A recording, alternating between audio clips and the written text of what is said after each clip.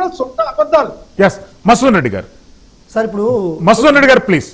Sudhakar mason Reddy, Bhogapuram airport ప్రణాళిక రూపొందిస్తున్నప్పుడు అక్కడ పల్లె వెలుగు బస్సులు ఆగయి అని చెప్పి వైఎస్ఆర్సీపీ కామెంట్ చేసినటువంటి దాఖలాలు మా దగ్గర ఉన్నాయి. రైల్వే జోన్కు 8 సార్లు కేంద్ర ప్రభుత్వం ప్రణాళికలు రూపొందించి రాష్ట్ర ప్రభుత్వానికి పంపిస్తే ల్యాండ్ అలాట్ చేయలేనటువంటి పరిస్థితులలో వైఎస్ఆర్సీపీ ప్రభుత్వం ఉంది. ఎట్లా మీరు ప్రజల్ని మభ్యపెట్టి వెన్నుపోటు ప్రభుత్వం అంటే చెప్తున్నారు? 3 రోజుల క్రితం రైల్వే జోన్ ప్రారంభమైంది, దాని మీద మీరు ఎట్లా స్పందిస్తారు? సార్ ఇప్పుడు భోగాపురం ఎయిర్పోర్ట్ అనేటువంటిది సాక్షాత్తు ఎక్కడ జరిగింది అనేటువంటిది కరెక్ట్గా ఏదైతే భోగాపురం ఎయిర్పోర్ట్ కట్టారో దాని ఓనరు దాని ఎండీ గారే సాక్షాత్తు టీవీల ముందు చెప్పారు. నేను రాజశేఖర రెడ్డి గారి టైంలో మీరు ఆంధ్రప్రదేశ్ రాష్ట్ర ప్రజలకు క్షమాపణ చెప్తారా?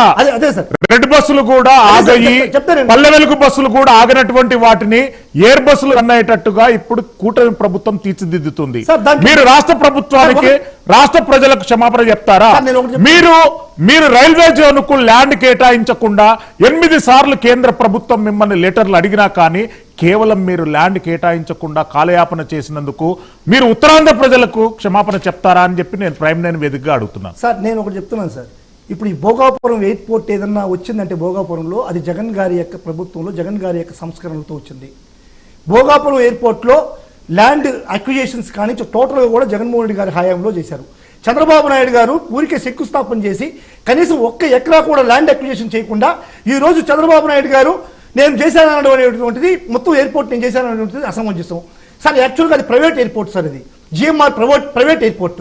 ప్రైవేట్ ఎయిర్పోర్ట్లో ఏం కావాలంటే మౌలిక వసతులు మాత్రమే ప్రభుత్వం కట్టాలి, ప్రభుత్వం సేకరించాలి. అంటే ల్యాండ్ అక్విజిషను, దాంట్లో ఉన్నటువంటి అనుమతులు, ఎయిర్ ఇండియా అనుమతులు, కోస్టల్ పర్మిషన్స్, అదేవిధంగా సెంట్రల్ గవర్నమెంట్ నుంచి వచ్చేటువంటి పరిమితులు, ఇవన్నీ కూడా ప్రభుత్వం ఆంధ్రప్రదేశ్ ప్రభుత్వం చేయాలి.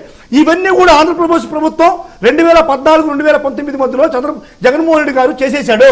అదే 2019-2024 మధ్యలో జగన్మోహన్ రెడ్డి గారు చేసేశారు. ఆ తర్వాత కన్స్ట్రక్షన్ అంతా కూడా ఆంధ్రప్రదేశ్ ప్రభుత్వానికి సంబంధం ఉండదు. ప్రైవేటు వ్యక్తి డబ్బులు సమకూర్చుకొని ప్రైవేటు వ్యక్తి వాటి డబ్బులంతా కూడా పెట్టి హెచ్చించి కట్టేటువంటి పరిస్థితి ప్రైవేటు వ్యక్తులు చేస్తారు. కన్స్ట్రక్షన్లో వచ్చేటువంటి ఏ యొక్క ఫండ్ కానీ ప్రభుత్వానికి సంబంధం లేదు, అనుమతులు మాత్రమే చేయాలి ప్రభుత్వం. భోగాపురం ఈ అనుమతులంతా కూడా జగన్మోహన్ రెడ్డి గారు చేశారు. చంద్రబాబు నాయుడు గారి హయాంలో కనీసం 1 పరిమితి కానీ 1 ఎకరా ల్యాండ్ అక్విజిషన్ కానీ చేయనటువంటి పరిస్థితి. ఇది చిత్తశుద్ధి భోగాపురం ఎయిర్పోర్ట్ లో చంద్రబాబు నాయుడికి జగన్మోహన్ రెడ్డికి ఉన్నటువంటి చిత్తశుద్ధి. ఇంకొకటి సార్, ఇంకోటి చెప్తున్నారు సార్, చంద్రబాబు నాయుడు గారికి రాయలసీమ మీద చిత్తశుద్ధి ఉందంట. ఇది సుధాకర్ రెడ్డి గారు చెప్తున్నారు. నిజంగా చంద్రబాబు నాయుడు గారికి రాయలసీమ మీద చిత్తశుద్ధి ఉంటే రాయలసీమకి హార్ట్ కోరినటువంటి ఎత్తిపోతల పథకాన్ని, ఏదైతే రాయలసీమ ఎత్తిపోతల పథకం ఉందో ఆ రాయలసీమ ఎత్తిపోతల పథకాన్ని పక్క రాష్ట్రంలో ఉన్నటువంటి ముఖ్యమంత్రి రేవంత్ రెడ్డికి ఎందుకు తాకట్టు పెడతారు చంద్రబాబు నాయుడు గారు? రైల్వే జోన్ కూడా ఈ రోజు మేము రైల్వే జోన్ స్వాగతిస్తున్నాం. కానీ దీంట్లో ఉన్నటువంటి అసలైనటువంటి కేకే లైన్, కిండర్ లాల్ అంటే కొత్త వలస అనేటువంటి ఒక కేకే లైన్ ని లేకుండా ఈ జోన్ రావడం అనేటువంటిది బెస్ట్.